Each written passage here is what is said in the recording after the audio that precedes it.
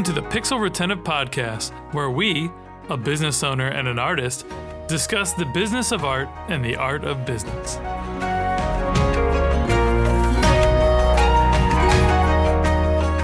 Hey friends, I'm Carl, founder of Epic Made, and Ross is out today, but he's my normal co-host. And we're the hosts of the Pixel Retentive Podcast, where we share our thoughts on creativity, art, and business. Past guests include Ruth Newberry of Cream, Ben Burns of The Future, and Ryan Summers of Spilt. We are forever grateful for the supporters of our podcast, and we are always looking for more sponsors. That said, Pixel Retentive is always brought to you by the creative gurus at Epic Made. Epic Made is a team of strategists and artists who excel in visual storytelling.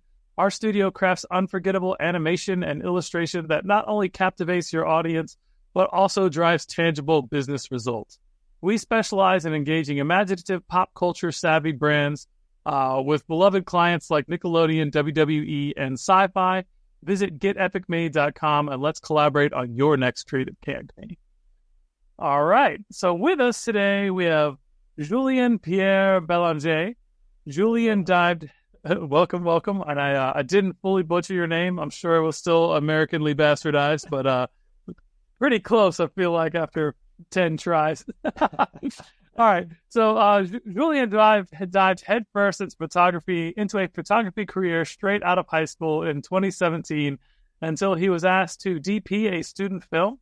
He fell in love with filmmaking and pivoted his career towards that until early this year when he launched Onirique production with his new business partner. Welcome, Julien. Thanks for joining us. Welcome. It's my pleasure. Sorry for the cultural bastardization of all of your names and productions. That's fine. Cool. All right. So before we jump into today's topic, I would like to let our audience get to know you a bit more. So tell us how long you've been in the industry and the project you're most proud of so far. I've been in the industry since 2017. I was 20, I don't remember, but I was 17 years old. So like you said, I jumped headfirst in my career. So it makes it about 15 years of career. One of the project I'm the most proud of it, I think it's cheesy, but it's always the next one. Okay. I'm always excited for the next project. Like we just did a campaign with a marketing agency for how it's called. I have the little paraphernalia here. Anyway, it's a pocket. We had to print the pocket and film it in a studio, in our new studio, which was fun. And now we're on pre-production for online festival for like neurodivergent folks, which is amazing because I feel it's always a different challenge, like to think about neurodivergent people, how they're going to perceive color and how like it has to be a very different pace than what we're usually seeing. So that's always when I'm proud. It's the next project and it always excites me. Well, that's awesome, man. It just means you're building, right? Like building. I love that. And I can relate. I am very neurodivergent myself. So and that's a spectrum, right? Like people have it's a wide range to I can masquerade if I try real hard to being normal, but it's not. But I mean, we don't go in art we go in art for a reason, right? Right, for sure. We love art, and then we decide to go in business, and you have to be a little bit bunker, I think, to decide to make this art your business. Yeah, for sure. And the thing, that really helps in there is that business is really hard and the world's very uncertain. And there's so many things that can happen throughout. Like, I've been in business full time for myself since 2007 and I've been through some shit, right? And if it wasn't for this like unyielding passion to do the thing that I'm doing, like normal human beings would have quit. Reasonable people would have quit. Someone who was in this just to be profitable and make money definitely would have quit a bunch of times. Like, oh yeah, but it's really just about being in love with the journey and having passion for this and always building something greater and just waiting for your opportunity. Because in our career, you only need to get the right deal one time. And if you live frugally and you're intelligent about how your money, like you get the right deal one time, you can stack away a huge chunk of change and then do whatever you want from there. That's not the best business plan and not everyone's, ideals, but I've seen it happen. And, anyway, so that kind of gets us into the subject matter for today. And it was just kind of like what it's like to launch a creative business, so I'd love to hear some of your thoughts on that. I know you kind of recently done that. So how's it going? It's kind of if you mix a sprint and a marathon at the same time, I feel I know you're running. So it's like you have to sprint, but you also have to run for a long time. So it's, I feel like it's the best analogy. It's hard, but it's something that passions me, because a creative business doesn't only have like being creative. You have to also learn how to do business. And I feel like there's always something to learn, and it's always like every day there's a new challenge. So that I feel like that's how it feels. It's like forever challenging, but forever passion. Like it passions me to see the fact that I can make video that have positive impact on people as well, like for the Neurodivergent festival, which is, to me, it's amazing that I'm being paid for that. But also it's like every day you have to wake up, send like hundreds of email, like answer emails, answer phone calls, be at different events, and get to be known. Absolutely. Yeah, that sprinting a marathon thing it's definitely a great analogy. I mean, because you've got to go fast sometimes. There are some times, especially when you're starting any kind of business, where it's like you don't have the resources. I mean, most of us don't like stockpile $100,000 or raise a bunch of money and then go, all right, we're going to start a creative agency. Like that's almost never how someone starts a creative agency. You might have some great business tech idea, get someone to invest some money, and you can build the thing. Well, like creative side, it's like, hey, I want to do this for myself, or someone asked me to do this, and someone else. The next thing is snowballing. So usually you have less time and less resources to do the work that you need to do. So you can't hire somebody yet. You can't. So the only option there is to live an unbalanced life, right? Work your face off, like do 20-hour day. I can't tell you how many 20-hour days I've done where I would get up at 3, 4 in the morning and work until midnight, it's insane. That's not productive. It's not healthy. That's a sprint. And somehow you have to find a way to get some rest and continue the marathon without dying, right? Like, yeah. It is not for the faint of heart. No, my business, it's funny because yesterday my business partner and I, like last week, we shot our 4th like big commercial, like in a row. Like every week we had a big commercial. And it just happened because at the beginning of the year, we started on Eric, and then like we didn't have much because nobody really knows us. So we took like little contract here and there, but we kept pushing. That was kind of the marathon phase. Like you have to keep pushing, but then like at the beginning of the month, it was just like a huge sprint, and we had to sprint nonstop, work insane hours until like the end of the week. And like by the end of the week, it was Friday. We were both burned, and we just spent a whole weekend sleeping. Like I think I don't sleep a lot, but this weekend I slept like 12 hours, like straight. Go ahead. Yeah. My business partner did the same. We were like talking yesterday and we're like, damn, that was intense. Dude, and then you've got to do that, right? And then we've never brought this up on the show, I don't think, but sleep is so important. And the older when I was in my 20s, like, he falls, like I walked to my kid's room the other day, and he's like sleep with his butt up in the air and his chest on the thing and his head tilted sideways. Like I would be crippled for 3 days if I slept like this. Yeah. But like now I'm almost 40, right? And it's like I've got to have at least like 6 hours of good sleep, like good restful. Like I didn't toss around all night. Otherwise, like everything gets fried. So you can go on those sprints for 3, 4, 5 days, but you do have to crash. You have to eat good. You have to take care of your body. You've got to stretch. You've got to do some exercise, and importantly, get some good sleep. And you can make up for it on the weekends. Like it's not the best system, but it'll work. Like, And now my circadian rhythm, like I go to bed at like 10 o'clock and I wake up at like 5:36 every day, and I can't not do that. I go to bed at 2 o'clock on a random day, and my body, I'll still wake up and look at the clock, and it's like 5:45. I know. Why am I awake? I know. Same thing. It's rare that I can sleep 12 hours straight, but yeah, when I go to bed at 5, like super late, like you say, I always wake up between 5:30 and 6, and I'm like, why? It's just because at some point, like you have to have a sleep schedule, and then your body's just there to remind you that like you have to sleep. Like you're used to wake up at 6, you're gonna wake up at 6 every day, so might as well go to bed at 10. Yeah. Yeah, absolutely. You got to have that energy, because if you don't, after a while, you hit a wall, right? And you can't run a marathon without nutrients and resources and rest and taking care of your body. Your back will give out. You're like, I've been standing here at a desk.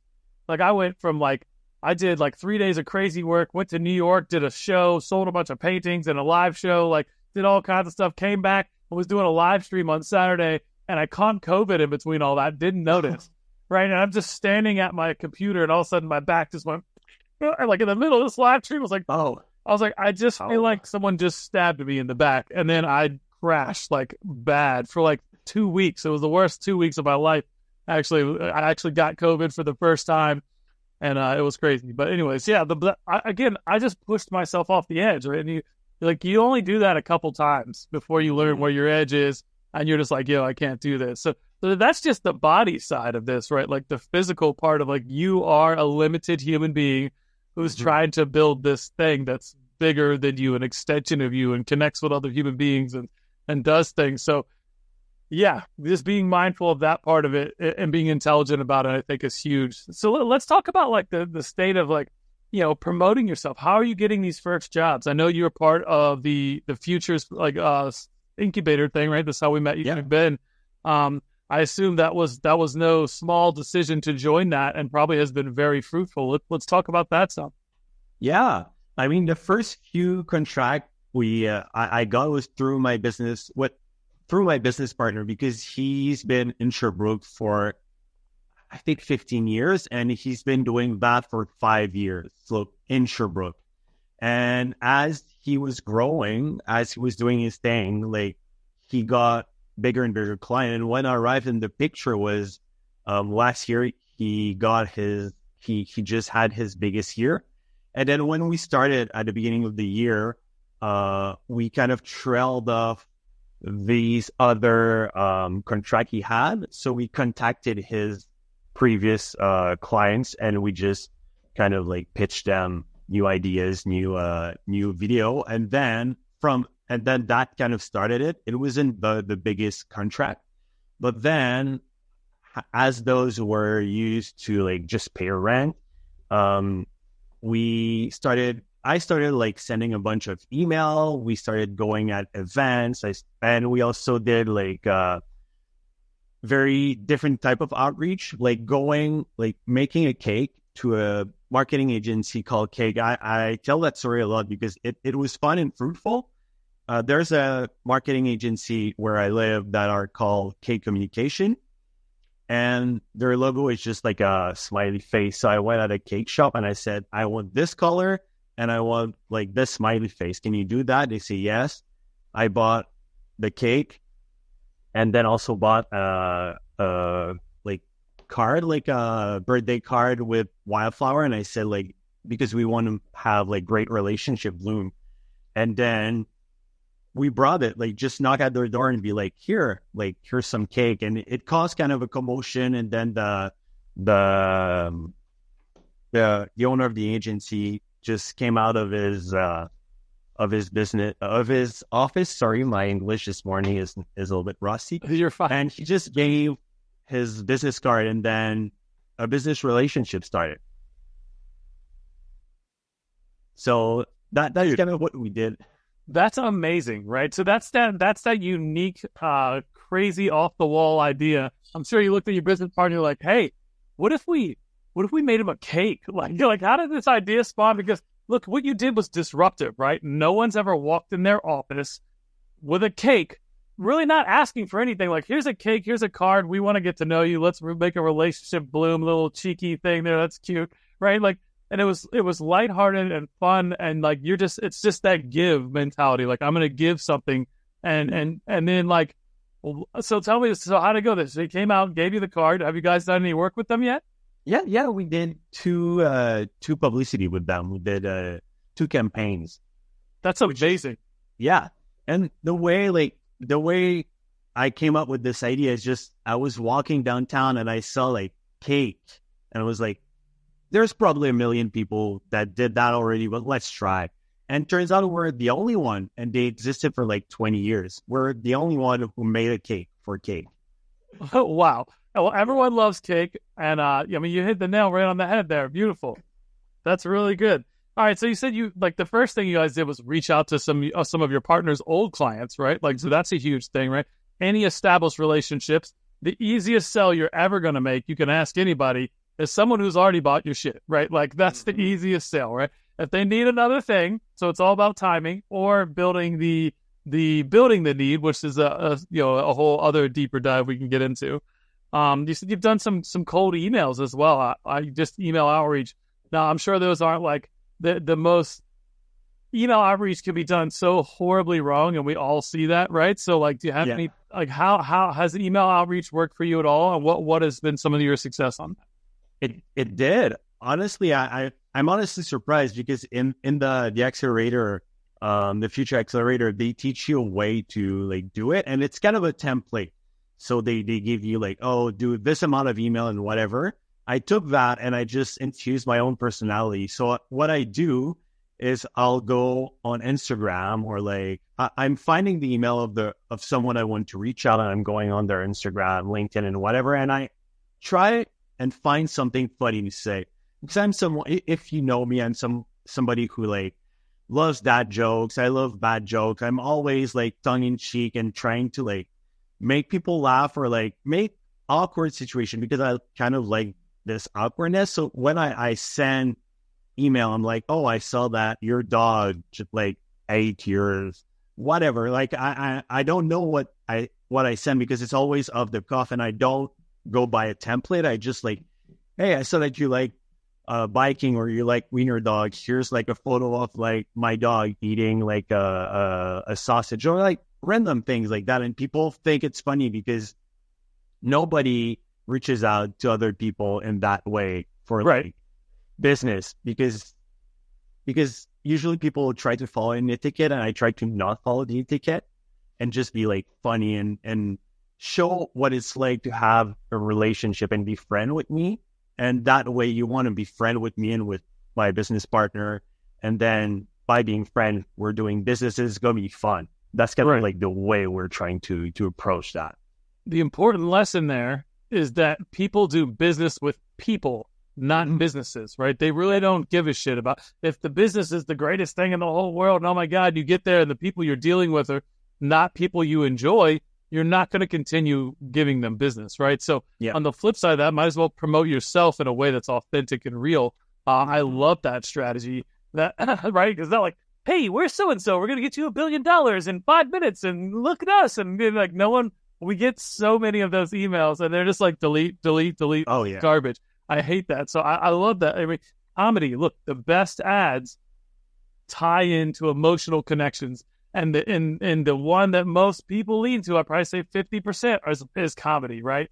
And there's other ones right in there, but comedy, everybody loves to laugh. It's just like everybody loves cake, right? Like, so like, just like, well, how can you meet people on this least common denominator, this human level when you're doing your outreach, right? That's really important. And I think that's where you're thinking from every time. Yeah. So events, right? Events is another one you mentioned. I have a lot of success at events.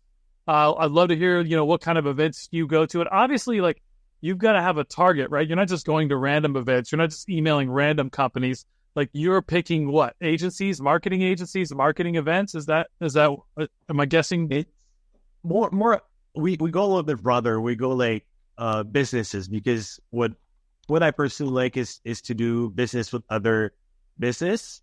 So like, yes, marketing agency, because they have like more clients and then you can kind of like offer them a service and they're bringing in clients and it's a mutual relationship. But I also like going to like places where there are community, not community service, but like, let's say the queer festival.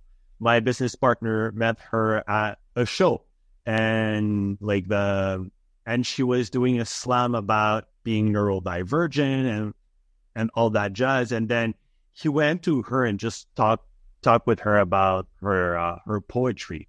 And then from there, like they started talking about the fact that she wanted to do a online festival, and he's like, "Oh, I do video," and then that's kind of how it merged, like their relationship kind of merged, and then we did her an offer for the festival.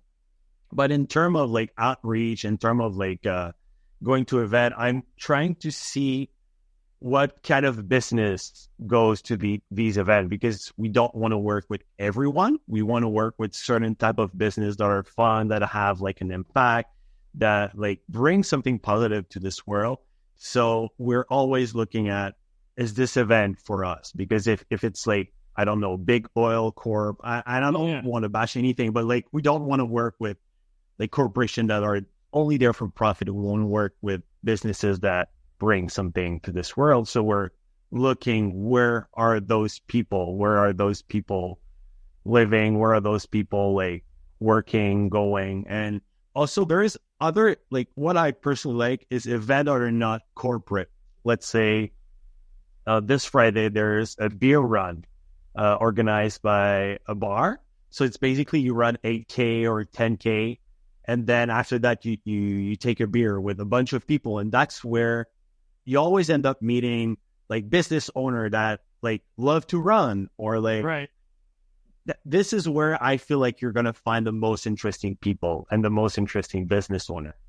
Well, and you have something to relate with them immediately, right? Mm-hmm. Like, yeah, hey, look, we both just did this crazy run. Now we're having a beer. Oh, what do you do? Oh, that's what I do. And that, next thing you know, like, oh, well, we need that, right? And everybody needs video, right? Everybody needs some sort of every business needs some sort of creative.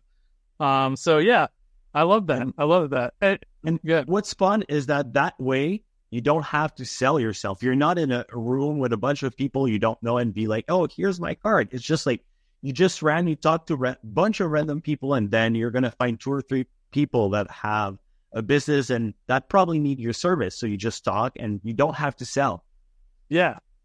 No, yeah. People don't understand that either. If you just show up and be yourself and make a good connection with someone and they like you, they'll be interested in looking at your work. And if your work's good, then they'll probably, start going, hey, asking buying questions, right? And now you're not selling, you're just providing information. Yeah. It's like matchmaking. Yeah, it is.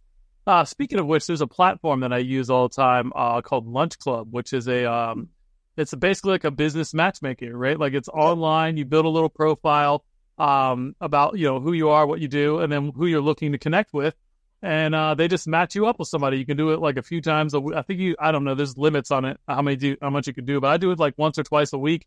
That's where I started doing a lot of networking in COVID. And I still use it. Amazing platform, made connections all over the world with it. So it's fantastic. Nice.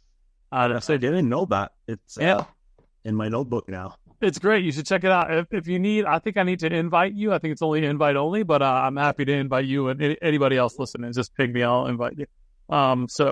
Yeah, it's a great platform. But yeah, it's very casual, right? Like you jump on the thing and like everyone's expectation is that you're just going to talk about what you do and what you're into and like some of the little things you put in your profile. And it's generated a good chunk of business for me. I mean, we've gotten all kinds of cool stuff out of it. And just, relationships that have gone down the pipe, I mean, tons of people come on this podcast because I met them there. I met someone through them that I met on Lunch Club. Nice. Anyways, great platform. All right. So like this seems like you got a good list here. So you got events, cold emails, old clients, the off the cuff crazy cake idea. Beautiful idea, by the way. Is there any other like unique things you've done like that?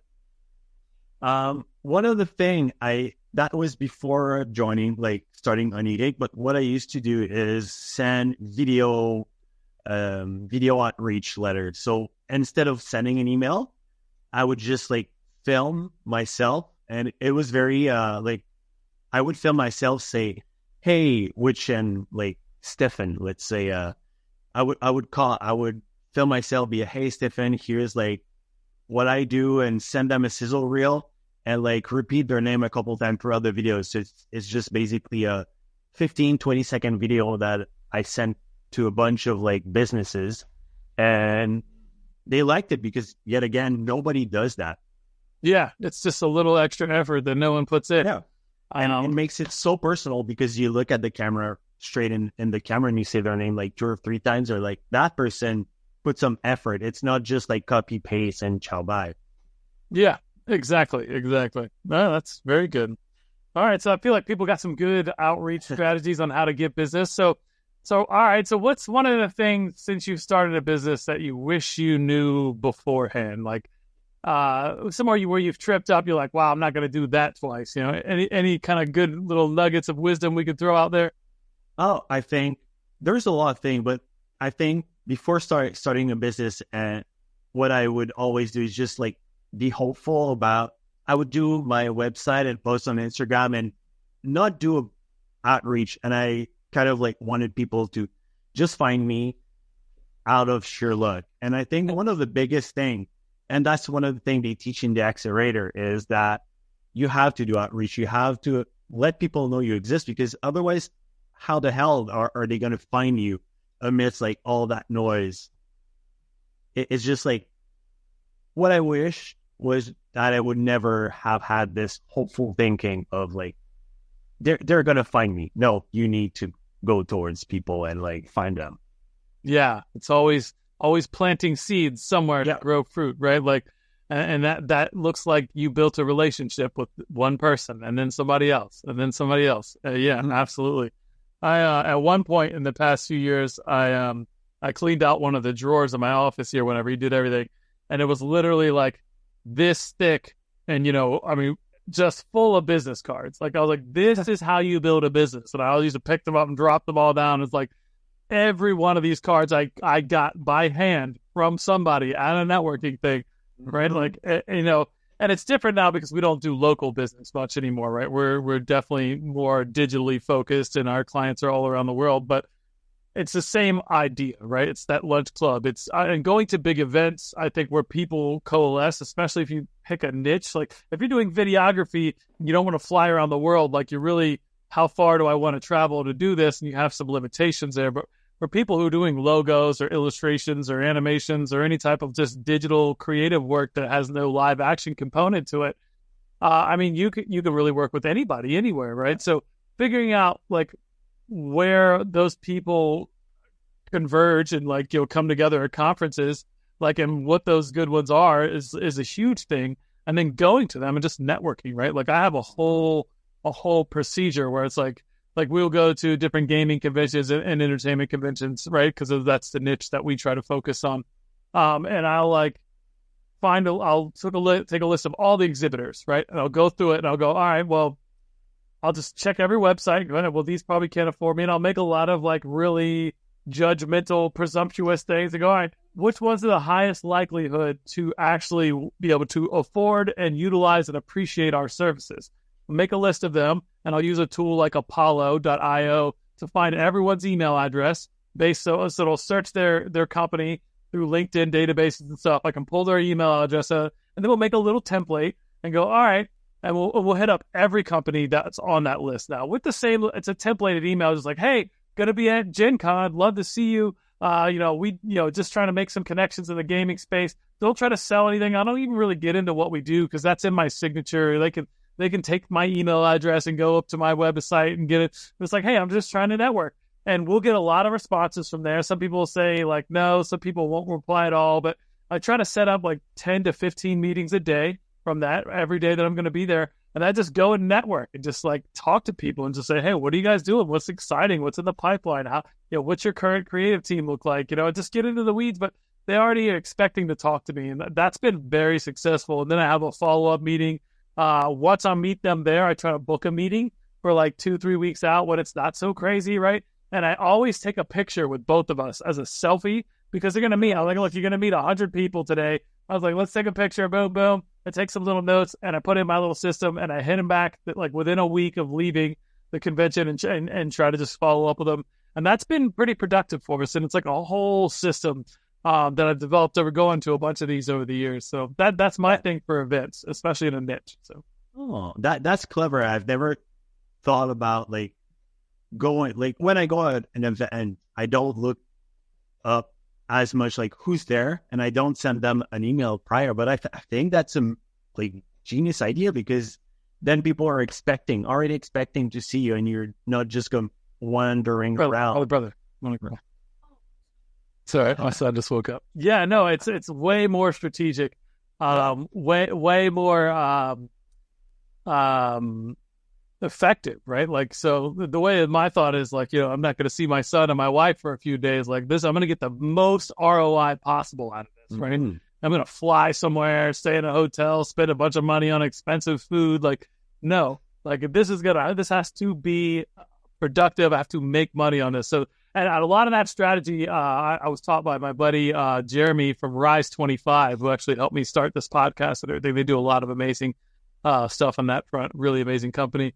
So kudos to them, because that selfie strategy that came from them. Because look, you're going to meet 200 people at a convention minimum if you're there. You're not going to remember everyone. I mean, you could have had a great conversation with somebody, and then another one, then another one. And it's like, well, your whole brain's jumbled. So it's like, I take that selfie, I immediately put that in, I drop it into a Slack channel with my assistant, and I all the notes is like as soon as I walk away from that meeting, before I go to the next one, drop the selfie in. This guy does this. They might need help with that. His kid's name is this. Any kind of thing I can do to connect back as intentionally as possible. Send that to my assistant. She throws it into a spreadsheet. It's all organized and stuff. By the time I get back from the convention, it's an absolute masterclass of like really how to do this and be as effective as possible with it. So it's clever. And you also said one thing. I mean, you didn't say one thing, and you never sell. That's one of the things. You say you just talk to people, build a relationship. You never go there and like sell your thing. You're just like, here's like, let's talk, let's have a chat. And I think that's amazing, because I think people have like a sell detector. Yeah. When you try and sell them something, it like everyone's like, no, I'm not being sold again. You just have to talk to them, ask them a bunch of questions, and be interested in what they do. Absolutely. It's amazing. Yeah, it's just the best skill you need in sales is being a good conversationalist. Mm-hmm. And anybody will tell you that's like 70 and 80% listening, right? And then relating back to them. Yeah. So, cool. So all right, so we've got some good business development strategies. I'd say like on the launching a business side, right? Like I'm always for be as lean as possible, right? Like what can you do with the least amount of resources?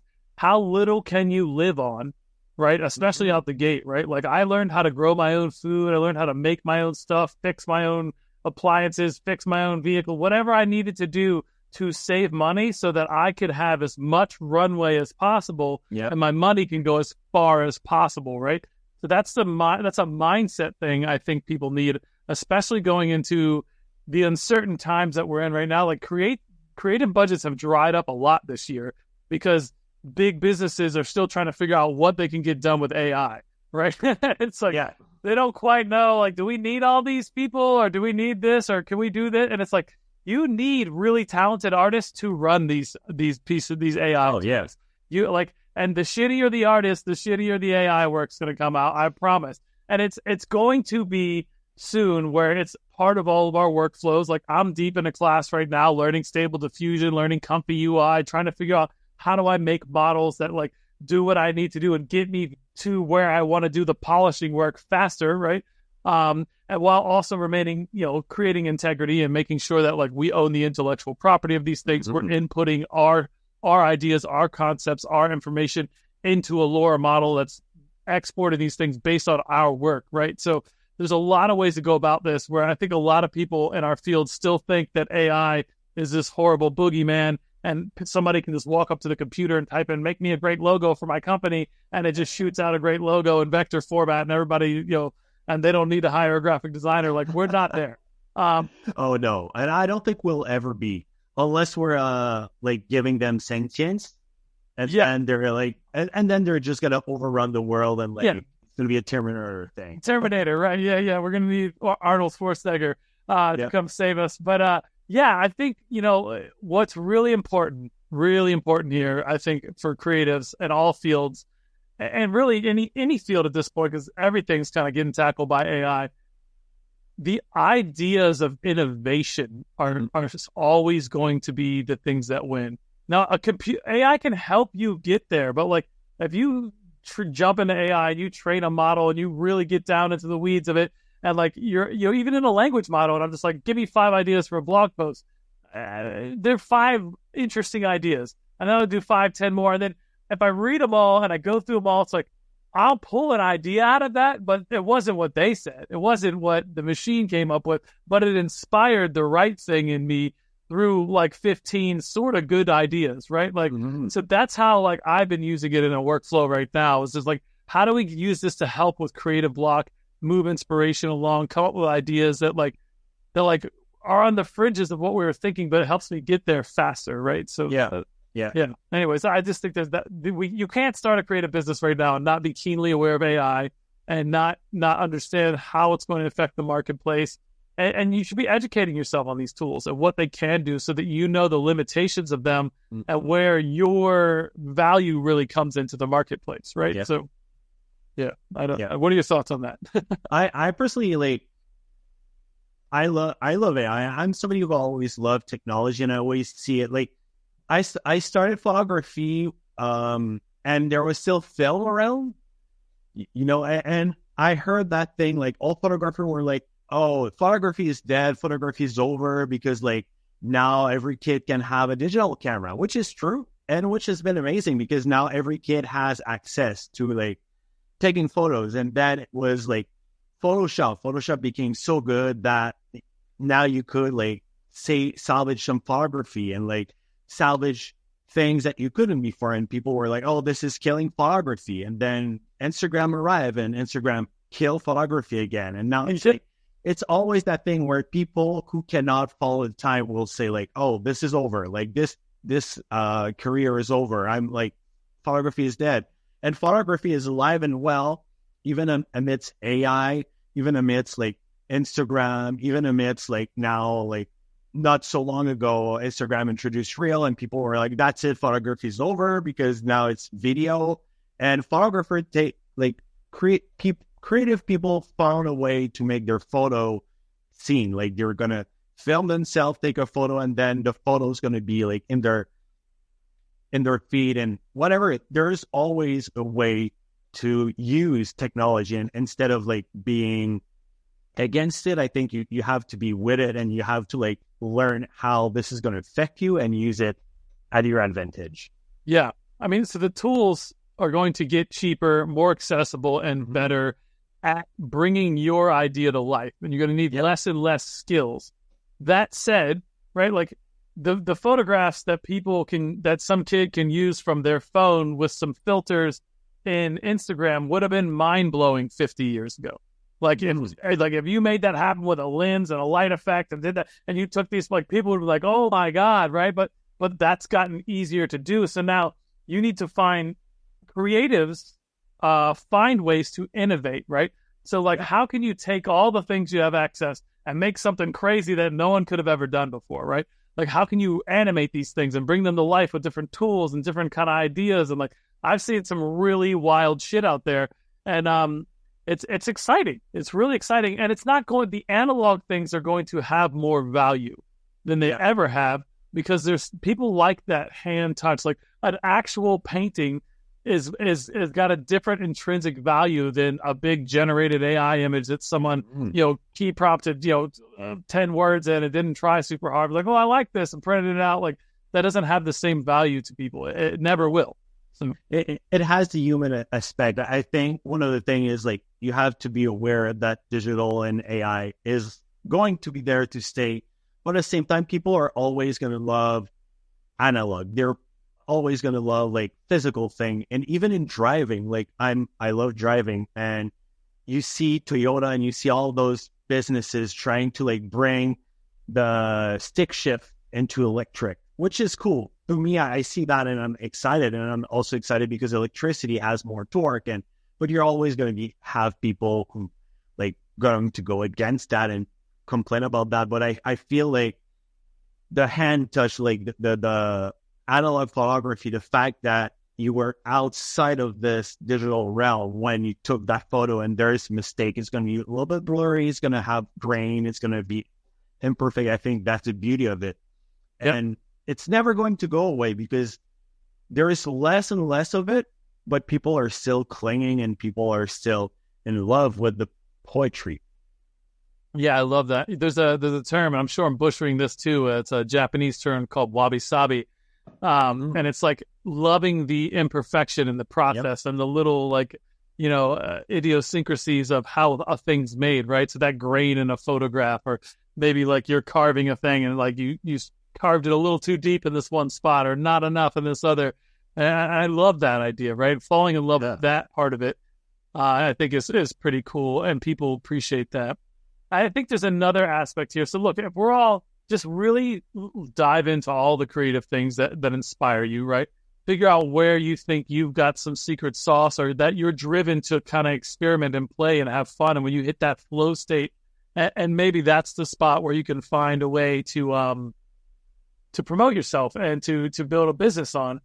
And then from that point, you have to fall in love with building a business, right? Like there has to be a deep passion there for you. Otherwise, you can be a freelancer, right? And that's fine too. Maybe a little micro team, but like if you want to build a business, like there's a whole other side of this game that's like has nothing to do with the creative part, whether it's like systemizing. It's about understanding who's a fit for you and who's not, both as a client and as a team member or staff member, and getting into all the weeds of that trial and error. Like I can't tell you how many personal assistants I've had over, like I said, I've been in business almost 18 years now. And, looking back, like most of them weren't a fit because they can't handle the way my brain works and my neurodivergent insanity that can like drive normal people up the wall, especially if they're not like disclaimered with like, hey, like this is how I work. So you're going to be taking kind of like a shotgun blast of chaos and kind of organizing that for me. like, which when you communicate that ahead of time and someone signs up for that's different. But when it's like, they think you got your shit together because you're the CEO of some company, like that's a whole different, like then it's the bait and switch there that I think was a terrible experience for some of these people that I've worked with in the past. But now I've figured that out and I have two people that are amazing. But figuring out who works for you and who doesn't, right? Like, and why. That's a big part of expanding and growing your team. So yeah, but I also think that having and growing a business is creative in itself. Like if it looks like it's not, and sometimes I'm in the weeds and my like CRM and building tools for like trying to systemize some like invoicing, contract management and all that jazz. And I'm in that right now. And I find it to be creative because you have to find ways that things flow without you thinking. And then you kind of liberate a lot of thinking. Once you do that, then you liberate all that brain juice to go do creative stuff. And also I think, especially when you run a creative business, that you have to love that because like I said with my business partner, we work hard to work hard because being on set is hard work, but we love it. And then we have to work hard to find those contracts that allows us to be on set and to like make our ideas bloom. And that's kind of how like this, it's like gardening. Gardening, you have your fruit, you love eating your fruit, but you have to pick up the weeds. You have like to dig up the soil. You have to remove all the imperfection, fertilize it, and balance your earth and all that jazz. But it's still the process of like growing the fruit. And to me, I feel like it's just as much enjoyable. But anyway, I learned to find it enjoyable. And I think that's one of the things we need to like teach ourselves is that learn to love the hard things. Yeah. And the boring things. Like if you learn how to love that, then like creating a business is just as creative as doing a creative work. I feel it.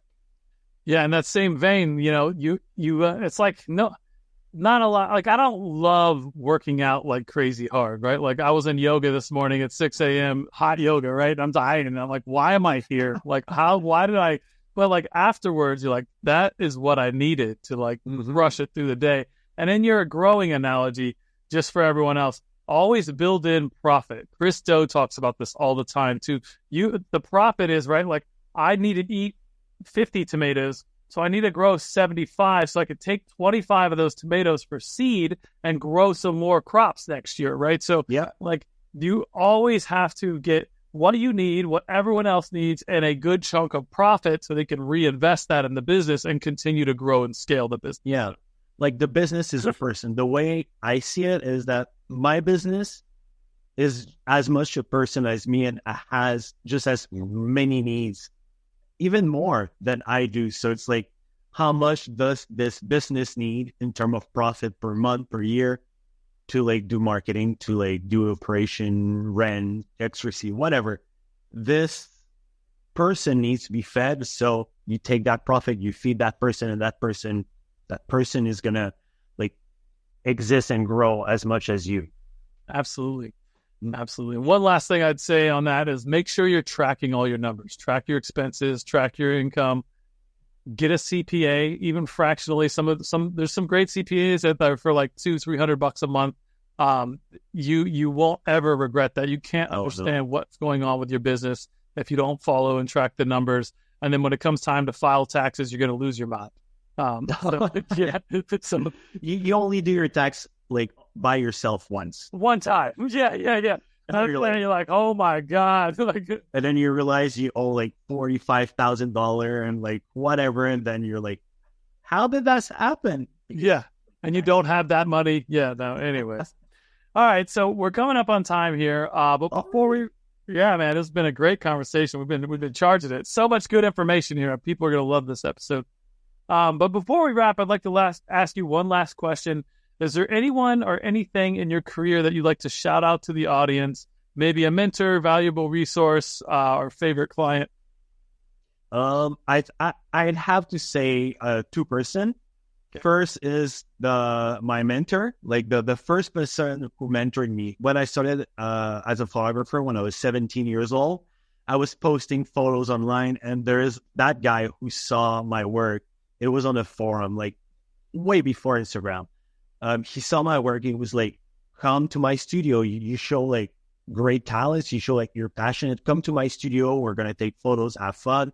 I went to his studio, and then he took me under his wing in terms of like how to use a camera and how to deal with clients. And I followed him as an assistant for like years. And almost everything I know started by this person who is Daniel Leblanc. He's not doing photo anymore, but like he's the one who gave me like, because when you're young, everybody says like, don't do photo as a career, don't do creative, like be a doctor. It was like, yeah, I'm doing that. Like he was 10 years ahead of me, and it was like, I've been doing that for like years. I'll show you how to be a photographer. It's doable. It's hard, but it's fun. And that's because of him that I'm still in that business right now. And the second person would be my current business partner, Johan Gas. All French names for you. Yeah. He's I met him. I was working as a gaffer on one of his set, and we had a lot of fun. And then like we kept on working together on like different projects. And then at the end of the year, he said to a bunch of people like who want to start a business, because he was alone and he was fed up of being alone and having all that workload. And I was like, me, I'm currently in the accelerator, and I was already like starting an agency on my own, and I like his vibe. And then since the beginning of this year, we started Anedic, and it's been such a blast. It's been hard, but like finding someone with whom you vibe with and like your values align is like, it's a godsend. And I would like to shout him out because I think we're building something amazing now. Yeah. And what you said here threads through this whole conversation. Those were deeply human, meaningful connections. Nobody sold anybody shit. right? And then you got somebody mentoring you just because he wanted to pay it forward and like saw some greatness in your work and some potential. And then, and this other side is just like he just wanted someone to go on this marathon with him. Like, it's a long ass journey. Like, it's hard. Like, I'd like to just have a ride or die buddy, right? Like, Yeah. that's beautiful. Yeah, I love that, man. So cool. Cool. All right. Well, also big thank you to Ben Burns of Future, a previous guest, COO of the Future, which is Chris Doe's organization. If you're not familiar, it's really amazing content, really amazing stuff. I mean, everything they do over there is like just really worth it. World class. Yeah, without a doubt. So shout out to Ben. All right. So like I said, we've been talking with Julien-Pier Bélanger. Yeah. No, close. Close enough. Who is the co-owner of Henri Productions. Forgive me, Fred. You can check out their website at ONIRIQUE production, PRODUCTION.com. But if listeners want to follow up with you directly, where should they go? I think our Instagram, which is Lihu Production. It's the same thing, it's the same handle, and or my personal Instagram account, which is Julien-Pier, straight up. And we're not very active right now, but we're planning on being, because the past 6 months have been crazy, and we haven't had the time, which is a good thing. But now we're going, like, we've built a lot of things, and now we're starting to post more on Instagram and all that, just to follow our journey and like follow our work. I love it, man. Well, congratulations to you guys for kicking this off this year, and it's woefully exciting. And now you're part of our circle, so whenever you need anything, definitely reach out. We're all friends here. Always want to help each other. The rising tide raises all ships, as we say. So cool. All right, friends. Well, until next time, thanks for stopping in, and we'll see you soon.